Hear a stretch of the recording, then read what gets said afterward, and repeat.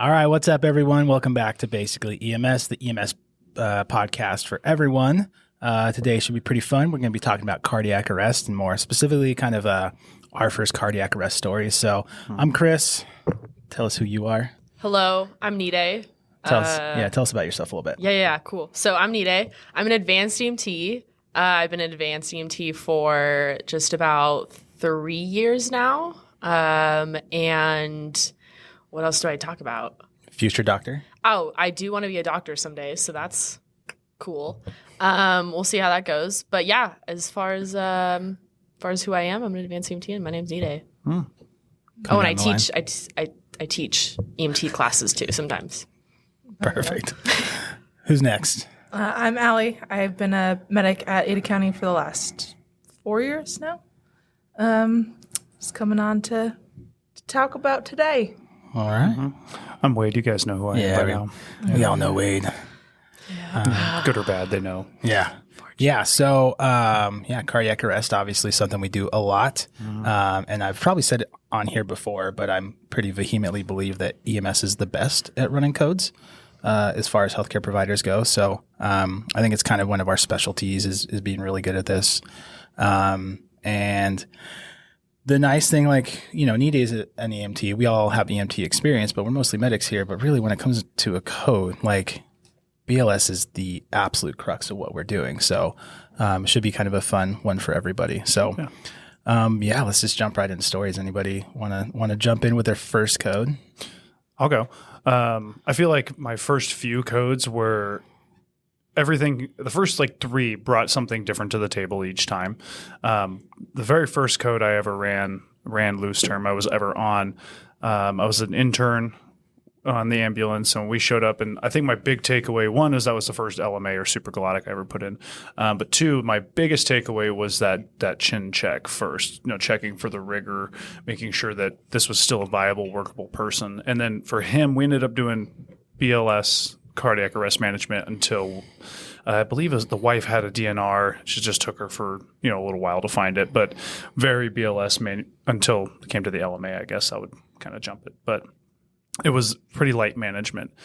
And then after that, it felt like every other code, just something to take away, okay, waiting on the DNR, finding the DNR. When do we start? When do we not start? But yeah, that was my first one. Tell us the story though. Okay. Old guy, young guy, Yeah, so we walked in, it was in the north end here, so in the Boise area. So we walked in, and it was an older guy found down by his wife. I don't know how long he was down. And when I'll never forget, he had a big old Boise State, the little windbreaker we had to wear when I was a student, the softball jacket. It was one of those, and he was definitely a light blue color. So he'd been anoxic for a while. He did have some pliable chin, so he was non-rigored enough to work. It was just, like I said, we were waiting on the DNR. So we probably did, 10 minutes of compressions before the wife finally popped her head out, I got it. And then, cueing the waterworks of wife, now deceased husband. So managing that was an interesting thing too. I think that's one thing is for new providers is understand this is more than just the cardiac arrest, because once that ends, either you're transporting or not, there's going to be things to deal with, and you're going to have to shift your perspective. And that kind of opened my eyes to that a little bit, I think. Yeah, the family a lot of the time kind of becomes your patient and your priority. Right. The dead person's dead. There's nothing else we can do, but that family member or whatever is really what we need to focus our time and attention and our caring on. Yeah. I think you kind of brushed on a little bit, but the chin check. So that's a pretty it's a seasoned move. Yeah, exactly. So that's kind of one of the first things that's going to rigor is going to be that jaw. And so I know that's my move. I don't know about you guys, but if I'm coming in, check a pulse, and you'll get to the point where you don't even, some of the time you'll just be like, they're dead. You don't even really need to check a pulse. You can just look at them and know. Right. And then, I always go for the jaw. I don't know about you guys, but that's always my first one to see if that jaw moves. And if it's just rigored, then we know that they have definitive signs of death. At least for us, we can, we don't have to treat here locally. That might be different depending on your protocols, but make sure you're aware of when you can start or when you should start, when you should not start. Yeah. So you said DNR, and this is a good topic too. Segue. So, but you didn't have the DNR initially, right? So talk through the decision. Yeah. So that I wasn't the lead medic on this. So it was, as an intern medic, I was just kind of looking and learning from anybody and everybody around me. And so kind of watching it, there's several ways to manage this, and that's kind of a provider to provider because it kind of falls under that gray area of like, okay, well, your DNR, where is it? I don't know, but it's in the house. Okay, well, we're going to be legally defensible if we start compressions and we run that. There is that gray area of like, if you can find it within 5 minutes, then we can honor that. But I mean, of course, you're going to honor the DNR once it shows up regardless. But yeah, that really kind of opened my eyes a bit to that and seeing it in person. It's one thing we talk about DNRs and it's like chapter 2, or 3 here. We talk about them a lot, but then there's so many ins and outs of, just because it's do not resuscitate doesn't mean it's not do not treat, but realistically it's only applicable in the cardiac arrest circumstances. Yeah, it's in school it's very binary, right? Like if it's there, you don't do it. If it is, you know what I mean? Like if it's there, you don't. If it's not there, you start, right? Like it's very binary, and that's just not real life. Right. And I don't know if you guys have had similar experiences. I've been on calls like that where we're ALS care, right? So it's a little bit different, but where families like DNRs, we just can't find it yet, but it's like we need to start. We can't not start, right? Because maybe they're lying to us or whatever. Maybe it's not valid. So we'll start just like BLS CPR. So there's been a couple of calls where I've been on where we'll do 5 minutes of compressions. We're not going to start a line and, IVs, no advanced airways. It's going to be as basic as possible. Give them 5 minutes to find it. And then if they find it, then we'll cease efforts because DNR arrives on scene. Right. So I don't know. Similar for you guys in your experience? Yeah, I was going to say, like, even if a DNR isn't able to be produced, I think half the time, usually you can make, like, a call to, like, medical control. Yeah, or call a hospital and just be like, hey, like, family is pretty adamant. They have a DNR in place. They're just not able to produce it. They do not want, resuscitative efforts. And so, yeah, I think usually in that case you just call a hospital. But for the most part, usually something is able to be found before we have to resort to that. Yeah, so. And I mean, I've personally done that before. When when the doctor hears 86-year-old history of all these different things, they're on 19 different medications. Like, there's no quality of life there. If family's okay with like letting them have that dignity, and I mean, our perspective. I don't know about you guys. My perspective on death has changed significantly. Even like with personal family members knowing what they're going through. Of like, they lived a good life. Let's let them die. Like, dying with dignity, I don't think is something we're good at in American culture. And I think that we probably have a bit of a different mentality from having seen what really goes on in this end-of-life care. Yeah, it changes your bioethics a little bit of like, just because we can doesn't mean we should. We can keep body alive artificially. For what? Outside of preserving organs or whatever, they're probably not coming back, and yeah, it definitely tweaks your relationship with death. Now I have a question, like in terms of like managing the scene, if, you have your patient who has a DNR, but family on the flip side, instead of being adamant that they do not want resuscitative efforts, actually want the patient to be resuscitated. How do you go about like managing that? I mean, as a provider in the field, because that can become really tricky. Like, having to deal with emotional family members. Yeah, I was going to bring that point up too, because I've had some family members do that where we've had an active, viable DNR. And then they say, we want you to do whatever you can. Yeah. Can you look at them, whatever? And then I'll, again, just start BLS CPR, and then we'll have the conversation of, do you think this is what they wanted? Do you think their quality of life is going to be good? If I tube them, they're not coming off of it. So now they're basically just going to be artificially alive until the family decides that they're not going to be, not selfish enough, but ready to let them go. Right. So I've had that conversation with families on scene a few times. And that one's not my favorite, but... And you can always call medical control as well and fall back like, listen, I'm clearly not getting through to you. Here's a doctor, and they're going to explain why my rationale. Like, this is my rationale from someone above my pay grade. I mean, we've all experienced it before where you're like, this is what I think. And like, unless the doctor says that, I don't care what you have to say. It's like, cool. They're going to say the same thing. But sometimes that's always something in your arsenal. You can always ask about it. Those are hard too, because sometimes like that can bring scene safety into effect, right? If you have high strung situation with emotional family members that like even if they they don't logically understand what's going on. Like, even if they know what's going on, they're not accepting it, right? And so they're like, save my family member, where we know that it's like what, 2% that actually comes back with any sort of positive neurological outcome, right? We know that generally it's futile unless all the stars align. But they don't know that. They've just seen Grey's Anatomy or whatever, and the heroes save people all the time or whatever. So Just shock case systole. you got to restart that heart. It makes me so mad.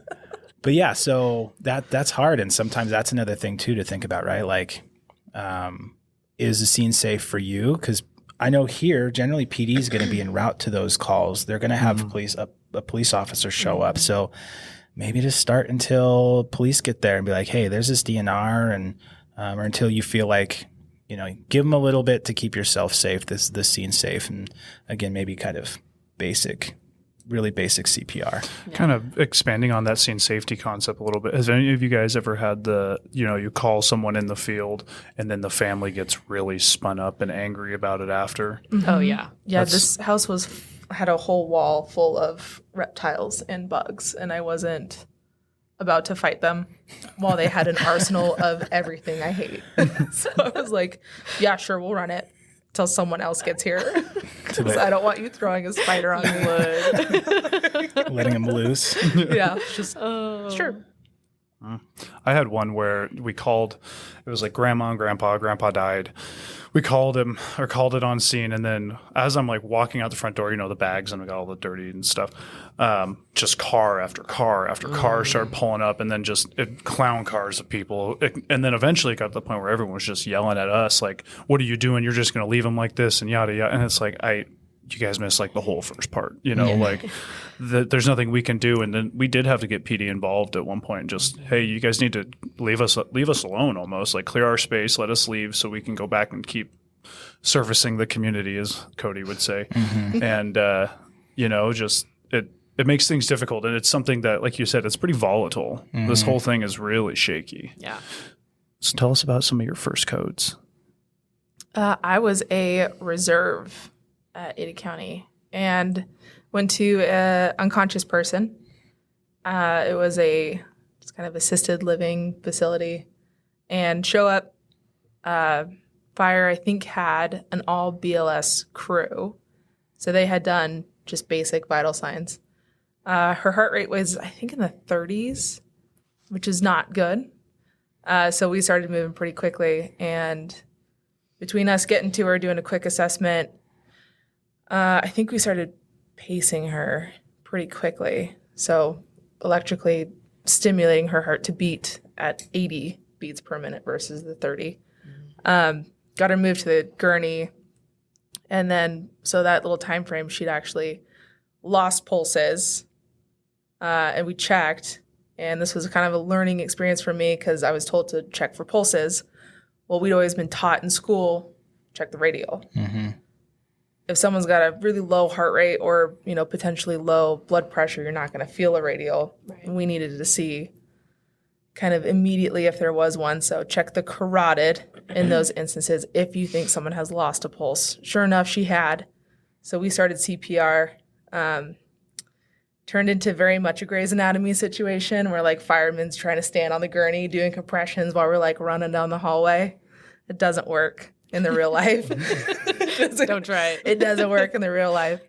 Yeah, so got her out to the rig, and we were waiting on scene for a supervisor to come with a Lucas, which is the mechanical CPR machine. Little did the fire engine know they actually had one on their rig. They forgot. That's crazy. How do you forget that? The battalion chief and our supervisor were kind of like meandering to the call, just kind of like, oh, they have a Lucas on the engine. It should be fine. And so they get there, and we're all sweaty, and there's all this stuff going on, and they ended up getting intubated, and some flash pulmonary edema happened. So I got christened that day. Yeah, don't put your thumb over the tube. Just right in my face. I'm sure you really enjoyed that. I really did. It was great. But yeah, we ended up getting pulses back, losing them a few times. Got to the hospital. She had pulses, lost them, I think, 2 or 3 more times at the hospital. So it was that kind of awkward. The doctor would be like, okay, I'm going to go get the family, let them know that we have pulses. He would tell them that they had him, they lost him. He had to go tell them they lost him. Then they would get him back. So it was that kind of back and forth, letting the family decide, if she loses them again, do you want us to work this or not? Because it's not, lasting longer than 5 minutes. So that was my first one. A little christened with blood, little bradycardia. I mean, that sounds like a good first code, though. That's dynamic. It is dynamic. I mean, for your first code to be somebody that coded in front of you, that's, I mean, we generally don't see that very often. So that's pretty cool. Yeah, I get those a lot now. Maybe look in the mirror and be like, what's the common denominator here? I walk in and they're just like, what's up? And then they die. And I'm like, oh, okay. I will say, so the service I worked at first, we didn't have Lucas devices. I don't know if they were out at that point. It was a long time ago. But nothing feels more heroic than like being pushed in while we would call it surfing the gurney, where you're standing on the undercarriage and you're reaching over to like stabilize and doing one-handed compressions, walking through the ER. Nothing makes you feel more like a hero than like all the family members from the other rooms being like you just feel like the man. I had the firefighter by his turnout suspenders holding him up there, and I was like, this looks so stupid. No, it looks so cool. Little beknownst to every family member seeing those, like, this is a dead body. Like, they're probably not coming back. Well, I mean, when you're pushing on their chest, people pretty generally know what's going on. Yeah. Until they've seen enough TV where they're like, one of Epi's stat. But do it straight to the heart. Do it just like straight. Yeah. Needle through the chest wall. Pulp Fiction style. Yeah, always. You guys don't do that? No. Wait a second. Just don't just like. That's not your first line of like. No? Okay. It's my second. Sorry. It's my second. I mean, that's what saved Nikki 6, right? Isn't that what they say? Got a shot of Epi to the heart. I'm sure everything he says is true. Yeah. Valid. Yeah, he's a rock star. You those don't know. old '80s hair metal guys for sure. Yeah. How about you, Nide? Tell us about your first. I actually have quite a few interesting codes. So I guess I should preface this by saying when I first started at my current job for the county, I had never had any EMS experience. I had only been a medical assistant up to that point, so I had very little interaction with really the 911 side of things besides EMT and advanced EMT school. And I don't know about everyone else, but I felt like for me when I was in EMT school, like, they have you do your cardiac arrest skill, right? And it just always made it seem like this person was going to come back to life. Mm-hmm. Like I guess I was just under like the naive assumption that like if you provide like really good quality CPR and you bag your patient, they will come back to life. Yeah. Well, apparently that's not true. As I shortly found out after my first few months of being at the county. But I got into this, it was like my second month, I think, on the job. And within like the first week, I'd say we had our first code. And I remember like showing up on scene. And I think I would like part of this I blacked out because I genuinely think I was so nervous. Like, what do I do? Like, I'm an EMT. I've never done a code before. Like, this is real life. Like talk about this in school. So kind of a little bit of like what is it? Rescue Randy a little bit, like, oh gosh, what can I do? So we get down there. It was in like the basement of this house. I don't know. I think it was like a 65-year-old male, if I had to take a guess. But fire was already on scene. They were, they had their AED pads on and they were, doing compressions. And I remember there was another advanced EMT actually. And at this point, I was only an EMT. I was not an advanced yet. I hadn't gotten my official licensure. So I was still an EMT. There was an advanced EMT that was there. And then there was my FTO, my supervisor. And I remember like my main job was to like run the monitor. So I was in charge of like basically just taking snapshots of every asystole and every pulse check, right? Managing that. And I remember someone was like, we need capnography, and I was like, right, capnography. Okay, I got it. And then I'm like sitting there staring at the monitor like, wait, what's capnography? Like just complete blank moment. I'm like, I have one job here and I don't feel like I can do this. And so I think my FTO was like, it's in the side pocket, grab it. And I was like, oh, right. Okay. And I like grabbed it. And then I was like, wait, now what do I do? Where does this go? It's like a whole, like, I just remember like all of my knowledge, I feel like kind of went out the door. And then anyway, eventually I got it all set up. I don't think we got pulses back on this individual. I think we put him on the Lucas and got him moved out to the ambulance and transported anyway. But it was the first time I got to see a supraglottic get put in by my advanced EMT partner. And I was like, at that point, I was like, okay, I definitely need to get my advanced licensure because that looked cool. So I want to do that and an IV. So anyway, that was the first code I ever ran. I just remember genuinely feeling at a loss. But what kind of like the end of it all, right, was that over the next like 2 to 3 months, every other shift, if not every shift, I was getting either, you know, a code blue cardiac arrest or a 10-100. Like it was just every single day, which was odd. Honestly, I was like, this is like my introductory, like, here's EMS, go for it. Like, have fun, you know? Cause I had no idea really what I was getting myself into. And I was like, is this going to be like the rest of my career? Cause this is kind of crazy. Yes. Yes, it is. You are my little No, black for belt. real. Yeah. And I just remember it was so funny cause, my partners would show up to shift to work with me and they would like, they kind of like walk in and they'd be like, yeah, so like, what's your name? Like, you know, where are you from? That sort of thing. And then like, we'd be checking out the ambulance and it'd be quiet for a little bit. And they'd be like, yeah, so I've heard that you've been having like some pretty significant calls recently. Are you planning on having a code today? And I'd be like, I'm not planning on it, but if we have one, it's out of my hands, okay? Like, I swear I'm not trying for this.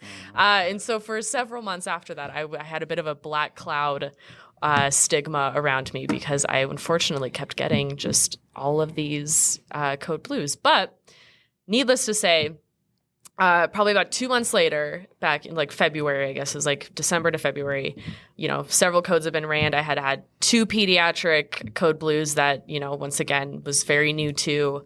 And by the last one that I remember running during this time, it was with this really great medic that had been a medic probably, I don't know. I mean, you guys know this individual. I think he's probably there for 20 plus years. He retired from Ada County, I think, recently. Really solid medic, really nice guy. And I remember we got called to another code blue with an engine company. We all got there at the same time. You know, we called it an official code blue. And, you know, it was so funny because at this point, I finally felt like I had found my footing in terms of like, oh, I know what my roles and responsibilities are as an EMT. So like, I was on top of capnography. I was like handing the IO drill to like one of the firefighter medics. I was like asking my partner if he needed anything with the airway. I was like, I got suction. Like, I just remember feeling so on the game and like, I didn't even think twice about it. And after the call, he pulled me aside and he was like, man, you were like really solid for that code. And I was like, thanks. I've only run like 20 in the past 2 months, but yeah, I mean, thank you. I appreciate it. Like, I know. But it took a long time for me to feel like I felt like I knew what I was doing on codes. Cause I think for a while it just, as an EMT, you're like, what do I do? Bag? You know what I mean? But then sometimes you're not there first and firefighters always bagging or already bagging. And then it's like, what do I do? So I think there was a little bit of that in the struggle bus initially, but yeah, by the end I was solid. That's something I tell my students all the time is like, the first time you see this in real life, you're going to be like, I'm going to ask this question. I know what I'm doing. And then you're going to forget everything you've ever known, including your name for that like 5-minute window. And it happens. I mean, no one's good at this coming out of school. It's just a reality. Yeah. You have an idea of how it should go, and then you see and smell it in real life. And you're like, oh, this is very different. Yeah, I think that's one thing that can't be overstated when you're new at this and you're like with somebody experienced. It looks so easy for them, and they really struggled at first. Like, you know, like there's this nice like, you know, thing here of like experience versus knowledge that those of us that have done this for a while, we're pretty steady, hopefully in the higher levels of both. But at first, your knowledge is really high. And when your experience is nothing, though, like you can't access it very well. Right. And so sometimes like you'll go see these experienced, you know, EMTs, medics running a call and you're like, oh, it's going to be that easy when it's my turn. And then you do and you just like fumble it so bad.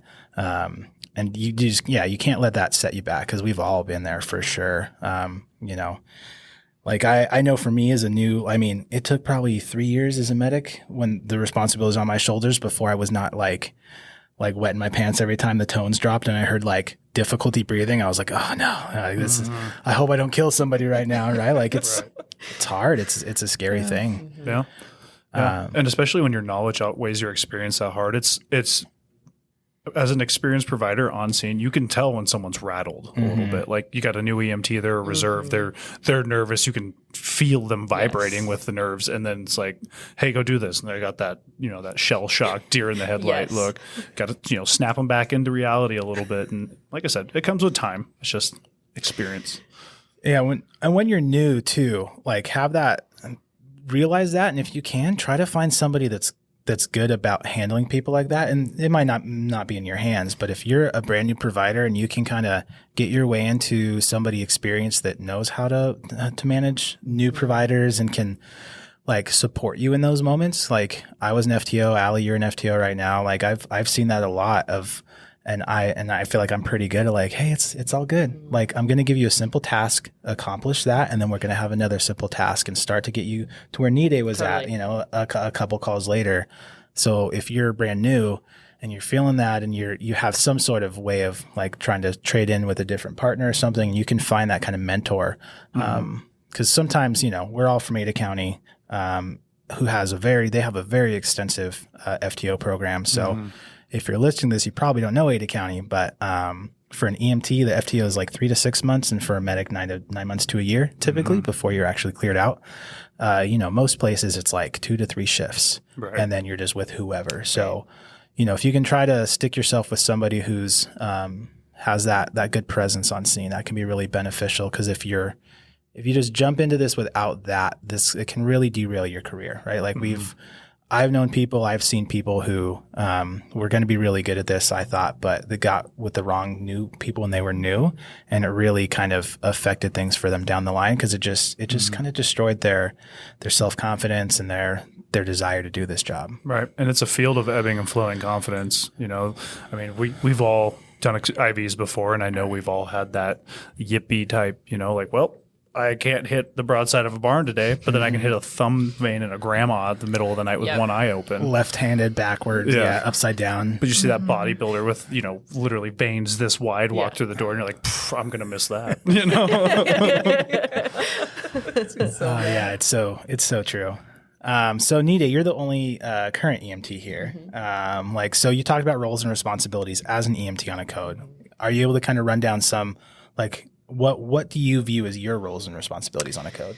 Yeah, I think it generally ranges. So, more often than not, at least if you run a code here in, the access system that we have in Ada County, typically, EMTs are responsible for ventilating their patients. Usually you're in charge of airway. So, that could mean suctioning. That could include, putting in an OPA, NPA, and then also like ventilating the patient.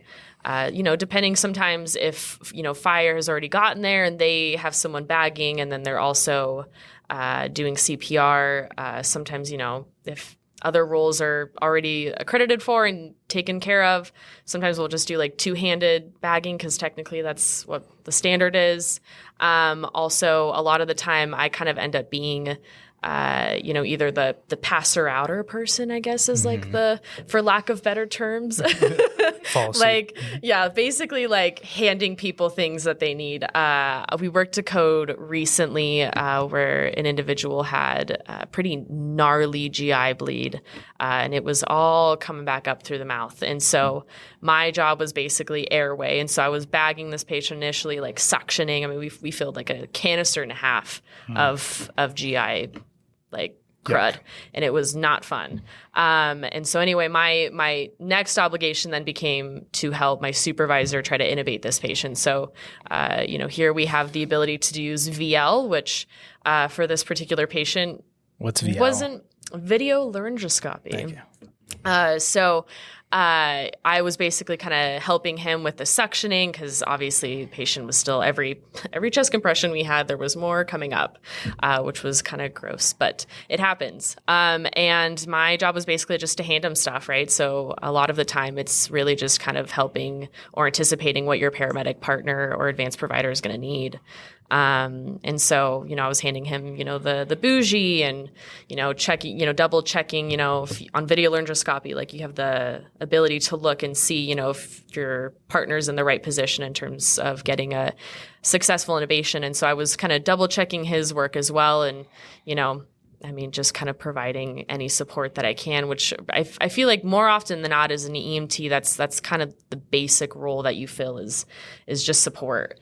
Whether that be, hopping on the chest, whether that be, providing airway support, whether that be handing your paramedic partner drugs or, an IV kit to set up or, an IO drill bit, whatever it is, you usually kind of end up being that support role.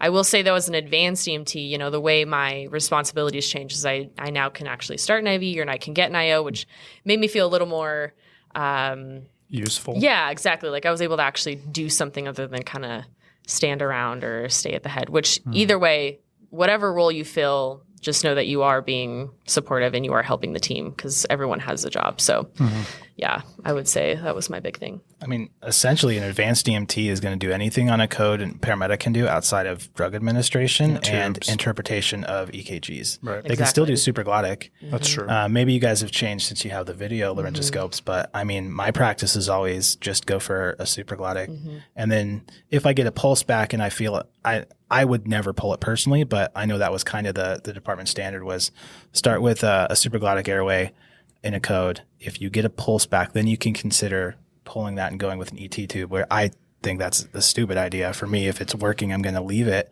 I don't have, and that's probably because I did this for a long time and I don't have that, I don't have to prove anything to anybody of like how I can intubate anyone, right? Like, so I would just leave it. But I mean, realistically, an advanced can do just about everything a medic can do on those calls. Yep.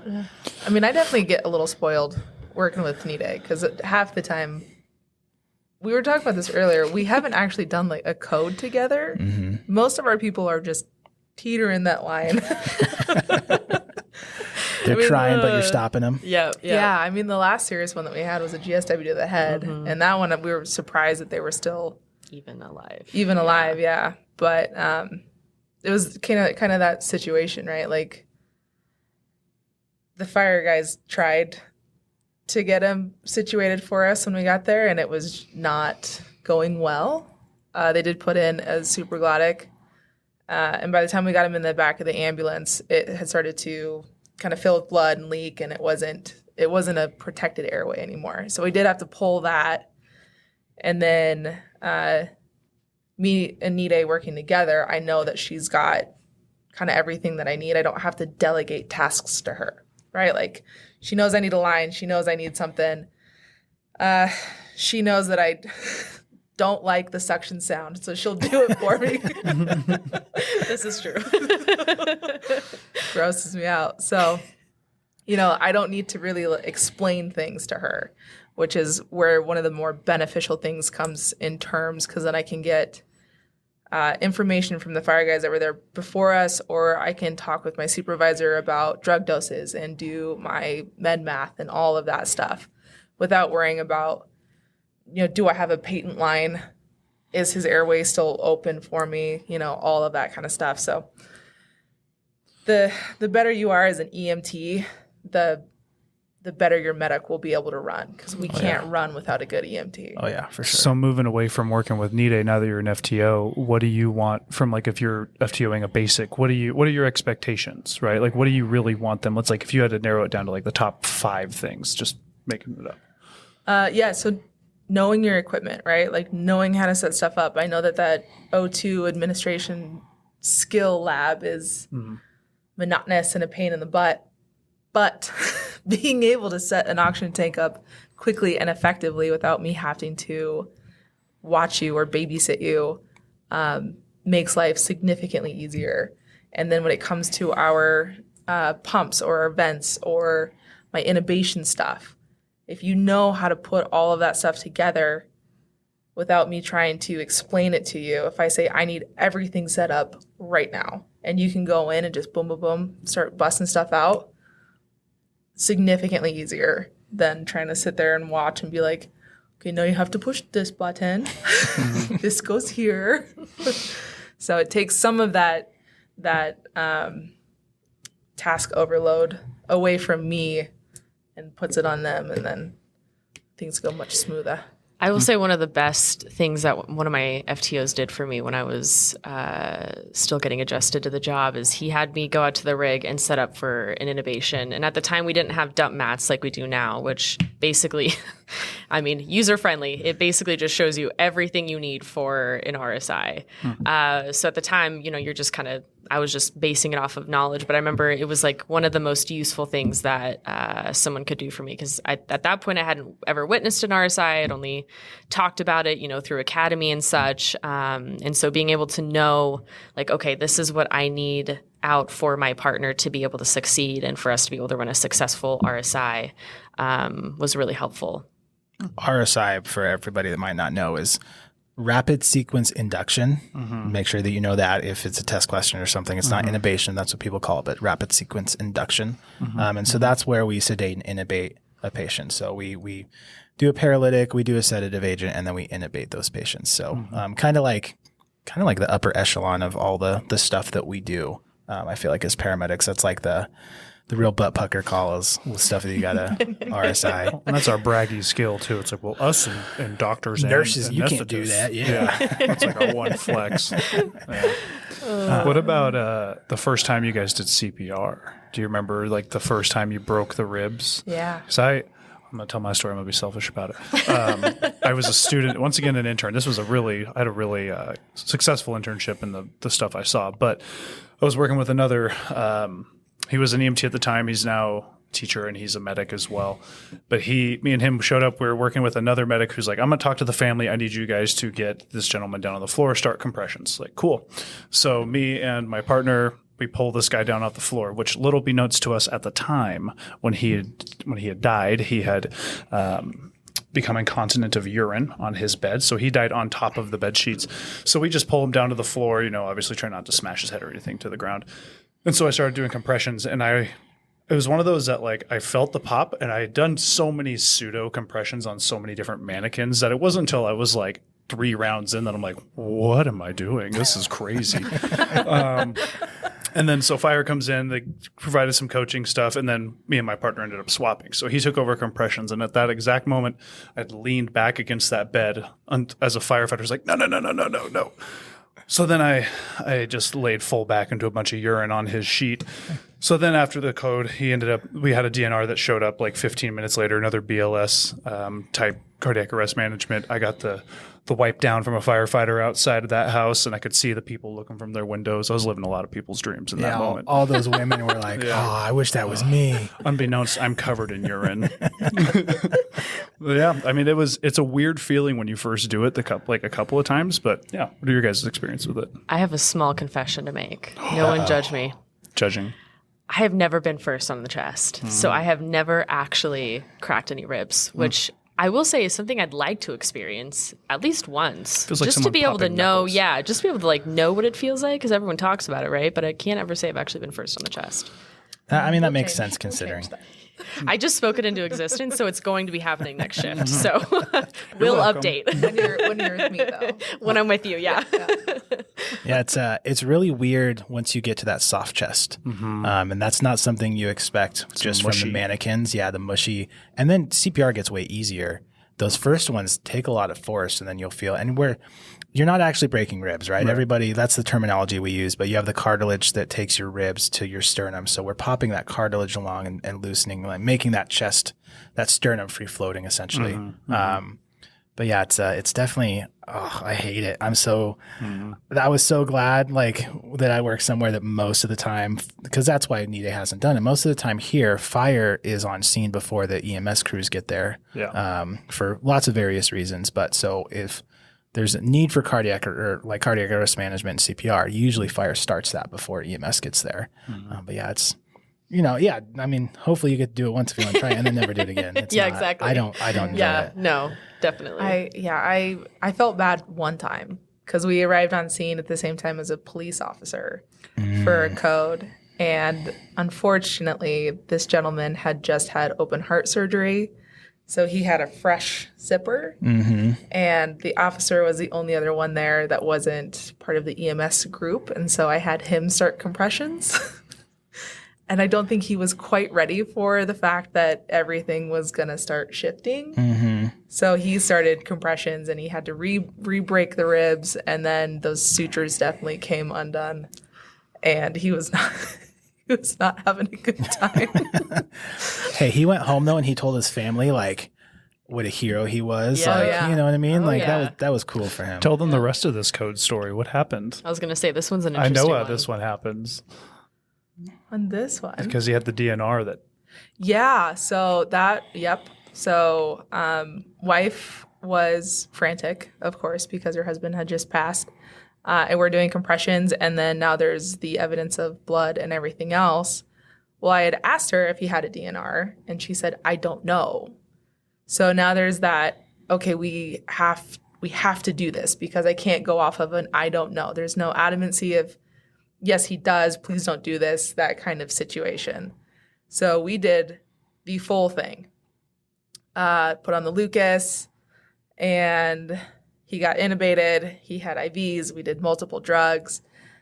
We ended up getting pulses back at the same time that she walked around a corner with a valid DNR. Every first responder's worst nightmare. Yep. And I went, oh no. I said, okay. Well, he's alive now.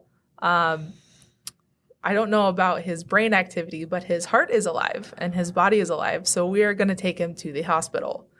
And he kept pulses the entire time. I'm pretty sure they ended up taking him off of, Life support.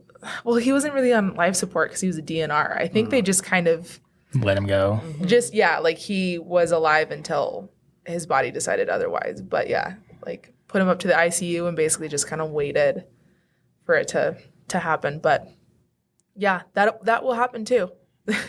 I was waiting for you to be like, yeah, and then later we found out the zipper was because he had an LVAD placed or something, and the CPR LVAD. was served no purpose whatsoever. Zero at all. Zero. Yeah, Did smash no. a device though. Well, Yeah. yeah. Well, it was funny because the doctor, we get him there and he kind of looks at the chest. He looks at me and he goes, how should I close that? Just staples? And I was like, I don't know. You're asking the wrong person. I was like, are those staples, will it cause an electrical charge? Because if you have to shock them again, This is true. So I was like, sir, I don't know. And he's like, whatever. Just, I was like, I feel bad for that poor police officer though. Like we at least kind of know what we're getting Yeah. into. I mean, a chest splitting open while you're doing compressions is a nightmare, I think, in anybody's Yeah. mind. Yeah. yeah, that one, yeah. I ended up, I think, just putting a abdominal bandage over it. And then the Lucas wasn't able to suction onto it very well. But also, I felt bad. I didn't want to rip his skin more. It was like, ooh. Just I I'm gonna should've just forget about reached- that. Out of sight, out of mind. We'll just cover that up. Perfect. Better. The old landlord paint trick, you know? Oh, yeah. Yeah. Oh. Yeah. So I guess I can talk about my first code. My turn. The year was a long time ago. It was like a brand new, fresh EMT. Well, not brand new, fresh EMT. Couple months in, but where I worked, so it's Orange County, California. They have a weird kind of EMS system, and I think it's changed at least a little bit. But back then, the ambulances were all BLS, and the fire service was ALS. And so if there was an ALS call, they would ride out with you, right? So the way my company worked is like when you were brand new, you were attendant only. You didn't get to drive. That was a senior position. So you had to prove yourself before they would trust you to drive. So I had a new FTO. I was like 3 months, whatever, in for literally first day driving. I'd never had a code before, and we get called to a code. My first time ever driving code 3 was to a cardiac arrest, which I'm already super amped up. So we get there, go upstairs, and I like vividly remember walking into the bedroom, and there's like the husband back in the corner just looking super distraught, and there's a bed in the middle of the room, and they're working the lady on the other side of the bed. So I can't see her yet. I just walk in, and fire captain, whoever, is like, hey, we need you to suction, and hands me something called a VVAC, which probably nobody listening to this knows what that is, but it's a manual suction device that used to be popular. It doesn't work. So I will never get the VVAC sponsorship, I guess, but it doesn't work. Spoiler alert. So he hands me that. And because they had already suctioned over a canister full, right? Like their suction was already full. So he hands me that. I hop up on the bed, like ready to go, and I go over the bed. And the smell was the worst smell I've ever smelled in my entire life. And so, because I like went down to put my face down there to go start suctioning, so she actually was like super late stage abdominal cancer or something. But so she looked like she was like 9 months pregnant, even though she wasn't, because she was so distended. And she hadn't had a bowel movement in a long time. So fecal vomit was what she was producing. So they had suctioned a full canister, like that fecal vomit. Sabrina's over there running the cameras, giving me a face. But yeah, so they had suctioned that already. And I just remember her laying back, her eyes were open. It was like running off of her mouth, like into her eyes, and just being like, it was sad. But so I tried to suction with the VVAC, and it did literally nothing. Right. So every compression just into her eyes. And you guys don't know how some places are, because Ada County, like if they're dead, we don't transport them. If you start CPR there, they're going to the hospital. That's just how it was there. So load her up, take her downstairs, get her in the back of the ambulance. We didn't have manual CPR devices. I don't know if they were even out yet at that point.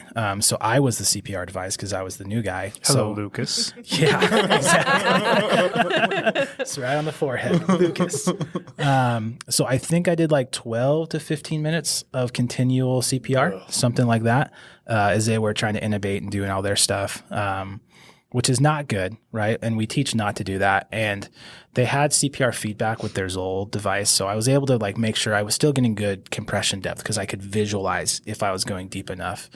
So I don't think my CPR was terrible, but I was like in my mid-20s, like working out a ton, still really fit, and I was tired after like 10 minutes of compressions, especially because back of the ambulance, I'm standing up as we're moving around, like just trying to balance and doing compressions.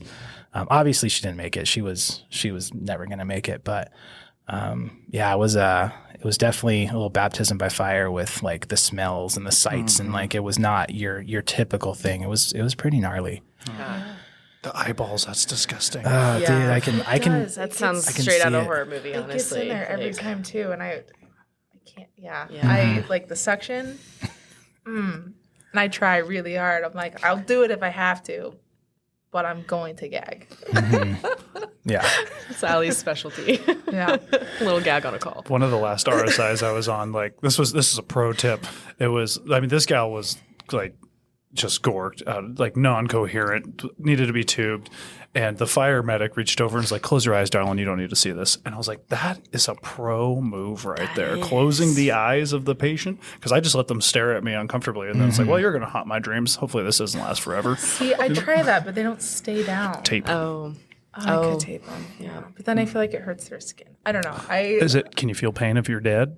Well, no, but if they wake up, then they're going to have like missing skin on their eyelids from the tape. How hard do you think they're opening their eyelids? I don't know. I just feel like it takes skin off. Okay. I think there's a valid point on both sides here. Yeah, I think you guys both have your thing. You do your own thing, however you want to do it. And, you can just let them stare at you some more. That's fine. That's where Nide comes in. She just does it for me. EMT tip, Hold the eyes closed That's for us. another responsibility of yours, let's go back to top roles and responsibilities. Number 1, close the eyes. Yes. Number 2, equipment. Number 3, whatever. Yeah. Just sucks Sounds in. about right. But yeah, so as far as the compressions go, having that compression device. So I have had the last couple of codes that I've been on, either new firemen or police or something like that, will start doing compressions, and they actually go too deep to the point where I don't have any recoil anymore. So their sternum and their spine are touching, and now it's just this convexed or concaved. Yeah, there you go. There you go. This concave chest, so we're not getting recoil anymore.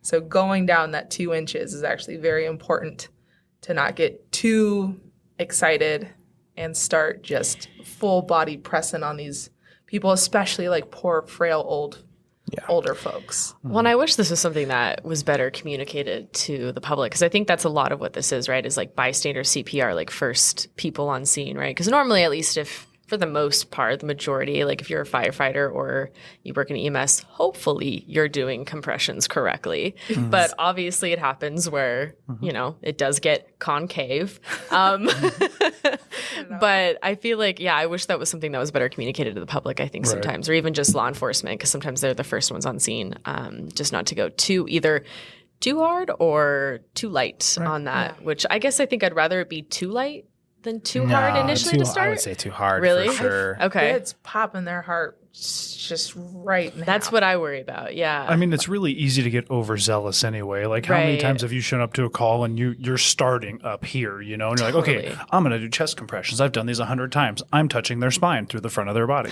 You know, like it's really easy to accidentally do too much, because especially when you're like, this is the one thing I can do, I'm going to do it the best. Well, and I think it's hard to gauge too sometimes, right? Like, it's depending on how old your patient is, right? If you've got Mima who's like 88 years old and you're coming in and you're like, all right, I got this, and even just a little bit too hard, and you're like, right? Versus like if you have, you know, maybe an adult male, like mid 40s, and you go in and you go too light, and then you're like, wait a second, am I even doing this correctly? Yeah. And then, like, I mean, for those of you, if you don't have an automated CPR machine, I remember my last code that I ran with Ada County, the guy was so large, like distended, that we physically couldn't, and that's not an abnormal thing to not be able to fit the Lucas, but I'd never had it wasn't a width problem, it was the angle of his stomach. It was like at a 45-degree angle so we ended up doing chest compressions at a 45-degree angle because of his anatomy, which is just setting him up for failure. Right. He didn't make this one either, but it was, you know, it's kind of an eye opener too. If like you're someone who's got a Lucas in your department and you're banking on it, make sure you're checking your patient too, because you might be like Chris and have Lucas written on your forehead after checking, machine doesn't work. Looks like Lucas is doing it. Hopefully not. We should be switching out every 2 minutes. Well, yeah, like for sure, realistically. for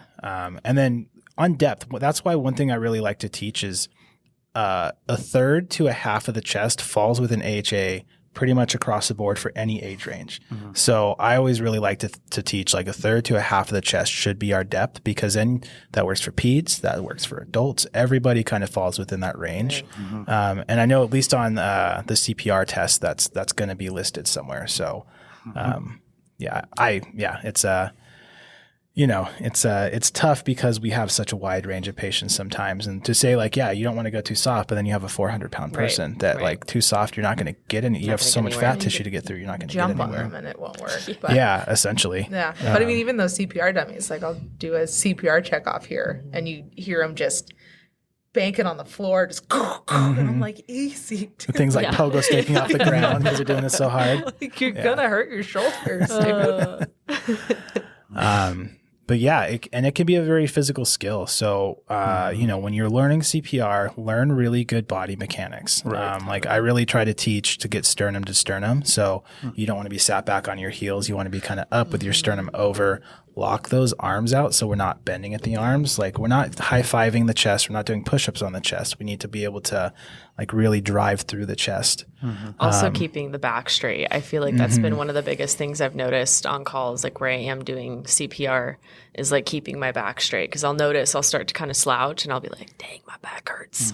I'm not that old yet. Like, hold on a second. Let me reposture myself here. Yeah. And CPR is all in the hips too. That's a lot of things people like. That's the number one thing I have to correct, is that like they're pushing with their arms. Like your arms are going to fail long before the rest of your body does. And so, it's just technique. And, you know, you can do what I would recommend is do as many reps as you can on a regular old mannequin, you know, just over and over. Even when you're like, I'm good with it, I'm comfortable with CPR, just do it. Because the second, you know, like we kind of touched on earlier, you're going to forget everything except for the one thing you know how to do. You know, and so if that's what you got to do, and then halfway through you're like, oh, I'm doing CPR. This is real. This is a real body. That's the time to rely on the training. You know, I mean, they say all the time, train the way you're going to play.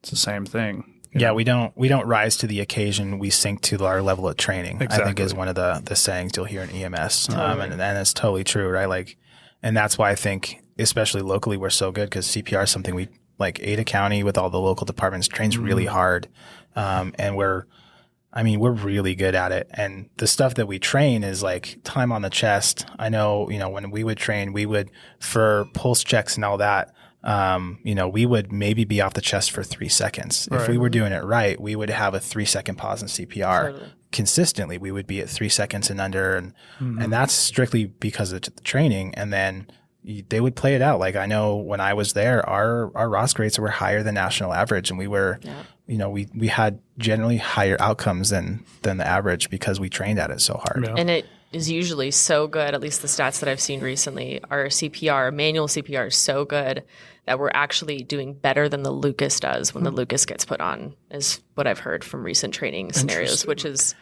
pretty. I think since it's always kind of been back and forth. I think the Lucas is always going to be at a baseline because there's no variables, where we're talking about like compression depth, right? Like we can all look at a patient and be like, I need to go this deep. The Lucas is going to go this deep. Right. It has no way to change that, where we can make that decision. Yeah. Where it started to falter is that people will rush to put it on, and so it's either not in the right position, or it slips, or they take a 45-second gap because it's not locking in or whatever. That's a huge downside too. But also they try to squeeze it on people, so it either doesn't have enough room to get down and suction cup, or they're too tiny and it doesn't go low enough. So that's where that kind of, I guess, hiccup in the Lucas is coming from, is mostly just positioning, because I'll get it set and then I'll mark underneath like where the puck should be, and then if it starts sliding over that, then I'll readjust it. But that's a good tip. And also pro tip, Sharpie all of your pulse points. Like find the femoral, mark that with your Sharpie, because you don't want to be digging around. Once you find it, you find it. But find the pulse while they're doing compressions, because it's the best way. Yeah, another pro tip. I've never really used the femoral other than in a code, but it's so great when compressions are being done. It's about time for a pulse check. You find that femoral with those CPR pulses, and then right when they take the hands off, you're already at a pulse point, a central pulse point to feel. You're not up at the neck where people are worried about airway management. The legs are free real estate for us during a code, so you can be down there checking that femoral pulse, and once that CPR is off, you're already there to know if you have you have a pulse or not. Make sure, like I think we talked about it earlier, make sure you're checking central pulses in these patients, right? If an unconscious patient, you should always be checking a central pulse, not not a there's no reason not radial. to. No, for sure. Yeah. So also, are you saying we shouldn't check femorals on everybody? Like even my psych patients, they're not checking femoral pulses? Just confirming. You do whatever you want in your practice. I'm not central your FTO pulses. anymore. It is. Jeez. No. Tell him, FTO Allie. Yeah. No. Lieutenant Allie. Lieutenant Cannon. Quit touching people. I teach now. Your patients is one thing. Your students, though, you definitely should not be checking the I femorals. tell them for sure, like, if you're going to practice femorals, make sure it's like a good friend you're practicing with. You know? I would hope so. Very well. Oh, that's amazing. And then, when in practice, if you're there and you are not sure if you have a pulse in this situation, probably just time to start CPR. That's another thing I've had to talk as an FTO about. Like, if you're farting around there trying to find it and you just can't, there's probably a reason. And even if they do have a pulse, their blood pressure is so low that it's non-sustainable. It's non-perfusing. Like CPR is probably fine in that situation. And then make sure, like, when you're finding those central pulses, use the compressions like we were talking about, because it's really common to feel your own pulse in your fingers. And we've all seen it like that. Is that mine? Is that yours? And when in doubt, just get back on the chest and it's going to help. So I'm kind of bringing it back because this is supposed to be educational too. So equipment, right, is another thing, like the first thing that you should learn. I mean, obviously you should know all the basic stuff, right? Everybody in an EMT class that's EMT certified should have a basic understanding of the AHA process and all that. I would say another thing is know your protocols, because there's a lot of variance. Maybe not a lot, but we come from somewhere that does like a pit crew style continuous CPR, which is different than AHA. AHA is 30-2 compressions to ventilation ratio, where here we do 200 continual compressions with asynchronous breathing, 1 breath every 5 to 6 seconds, which is different than what you might have learned. So, and if you're a brand new EMT, if you were my trainee, and we go into code and I'm like, hey, I need you on the chest. And I'm over here getting, my IV supplies, and I look and you're stopped to go to breathe. I'm going to be like, what are you doing? Like, you should know this. This is your local protocols. So make sure that you're aware of those kinds of things, because there can be some variance from department to department.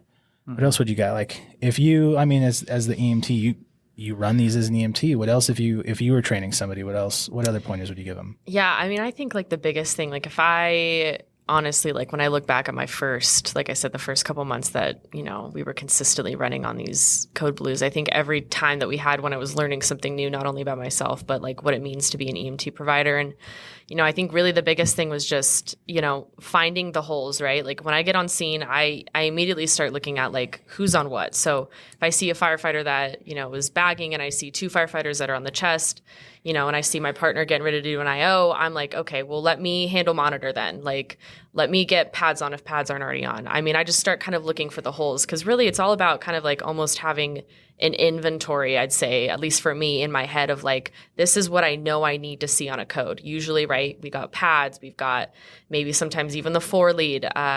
We've got, someone on compression. Do we have an OP or an MPA in? A lot of it really just goes back to that support role of like, what's missing and how can I fulfill that? And then also at the same time, just anticipating what your partner is going to need. What kind of drugs is, she going to need an epi? Okay, well, let me pull an epi out now, get it ready for her and set her next to her. And the next pulse check, I'll snapshot, hit the, hey, asystole button, and, get the monitor ready to charge. A lot of it is just anticipation, and also just knowing, make a list of everything that you expect that you're going to need on a code, or that you could possibly need on a code, whether that be suction or whatever. I think that's like the biggest thing that, looking back now, I wish, someone would have maybe told me. Yeah. And a lot of that, I feel like you just kind of have to learn on the go, right? Yeah. Like, you're not going to know medications, with a caveat that you could, I took ACLS and PALS and stuff as an EMT, and I feel like it made me such a better EMT, even though I couldn't give those medications or do those things. Once you start to learn those ALS algorithms, because this is such a team sport, especially a code, like it's just an orchestrated dance, right? Like, and just like you were saying, you're picking up the slack, or maybe every role is filled and you're just 3 steps ahead. Like, Totally. The best EMTs I've had, I turn to look like, oh, it's time for an epi. And I turn, and there's literally a box as they're handing it to me, because they were already there, right? Like, though, because sometimes we'll just get hyper focused on the skill, right? That's the thing that can be hard, is sometimes, especially if we don't have other medics around, we just become the skill monkeys, and that's all that we're really like hyper focused on, that one thing. And so sometimes your medic can't step back, but if you're able to step back and the algorithms, you can be a huge asset to that. Totally. And I would say even on, just from teaching, I know there's systems out there where, as an advanced EMT, you are the ALS provider on scene. And so I think even as a BLS, if you were first on scene and it's just you and your partner, like, just remember, like, take a breath. Like, I feel like there's been many a times where like I'll get on scene and I'm anxious, even now to this day, like I'm a little hopped up. I'm like, oh gosh, what needs to be done? And I immediately just like have to like walk in, like take a deep breath and be like, okay, I know what I'm doing. Like, this is what it is. And especially if you are the only ALS provider on your crew, if you are running rural or it's a really busy system, like definitely try to focus, center yourself. These things, what you need, what needs to be done, take care of the big things, obviously, make sure you got someone on CPR in the chest and take care of airway. So. I'd say one thing that, this is maybe more of a medic perspective, but one of the last things that I really remembered well is like, cardiac arrest is the worst case scenario of any patient we run. There's a reason we're good at it, right? Even if things are going so sideways, you don't know where to start. The worst thing they're going to do is code. So be good at cardiac arrest, like just like Nita said, she's obviously done this enough times where she can be in the moment and think around it. And that's part of like the way I liken it is, imagine when you first started driving versus now. When you first start driving, all you could focus on is, the wheel, make sure, okay, my mirrors, everything's good. And now it's like, I wonder what I'm going to have for dinner tomorrow. Yeah. Or you just give like, I don't remember the last 10 minutes of my life. Right. Yeah. How did I get here? and it all comes from experience and reps, and like we said, no one's going to be good at this out the jump, but you have the potential to be great at it if you just put the time into it. Absolutely. Man. Yeah. So we're about out of time, but one thing I think we should touch on too, like kind of maybe mental health is not the right way to put it, but like what your guys' experience with that? Because I mean, we've all done this a ton of times now, right? Like if it's a kid, it's a different story. Totally. But for the most part, we go on codes and like, you know, as you're driving into the hospital, you're like, hey, you guys want to get some tacos for dinner, right? Like it just doesn't really affect us. Right. But those first ones, I know, hyper stressful, all of that. Do you guys have anything that you had learned in your time to manage that? Yeah, I actually have a really so first off, I'll start by saying my advice to anyone who's like new and just getting into this, regardless of what kind of call you're going on, I try to take away something either funny before the call or after the call, or just something that I can look back and be like, oh, okay, like maybe that was a good moment about this call, like whether it be like your first IV or whether it be the first time you put an OP or an MPA in, like try to reward yourself, even though like maybe the call didn't end as you initially planned it. And I have one specific example that I want to do here because overall it was a very traumatic situation. It was my first pediatric code blue. It was 7-day-old. It was co-sleeping. And I was nervous as all get out going to this call. And it was me and somebody who's now a PA, used to work for Ada County, also teaches for IMA. And he was my partner, and I also had my FTO. My FTO was sitting in the back. And for those who are not familiar with this particular street in Ada County, there's this street. It's called Desert Avenue, and there's this massive, I don't know what it's called, like a dip in the road, I guess is what it is technically, right? Like one of those massive dips, like right? A gutter kind of a thing. Yeah, like a gutter type of thing, right? Exactly which one you're talking about. Yes, everyone who's worked in this area and knows Desert Avenue knows about this speed bump here. It's not really a speed bump, but it's a gutter thing. So I'm driving to this call, and in my head, I mean, I am like shaking in my boots. I'm freaking out, not gonna lie. And I remember I'm like driving. I mean, the speed limit here is probably like 30, 25, right? I'm going, I don't even know how fast I was going. I want to say like 50. Like Probably. I was going fast. I know that. And I remember, my FTO sitting in the back, and I have my partner up front, and he's, busy on the tablet. We're talking about, game planning for the call and whatnot. And as we're approaching this bump, I don't see anything because once again, right, like white knuckling the steering wheel, just staring straight ahead, not paying attention to what's going on. Don't do that.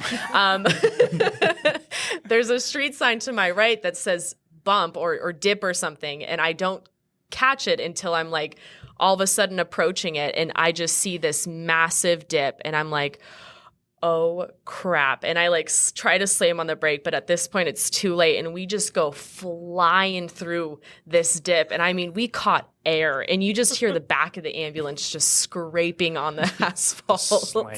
Yeah, no, really, it was bad. And all of a sudden, like, if you know this FTO, he has a very dry sense of humor, and he's sitting in the back, and he just kind of quietly goes, what was that? And my partner and I kind of look at each other, and he was like, oh, she just hit a mild speed bump. She just didn't see the sign. It's okay. It's fine. And he's like, okay, well, we need to make sure we check the ambulance after this call ends, okay? And like, just like in the most dry, flat like tone ever. And I'm like, okay, sure, we'll check the ambulance. Like, it just kind of helped redirect my mind. And like, still to this day, even though that call was like not fun and like kind of was like the breaking point, I think, for me is like, okay, can I do this?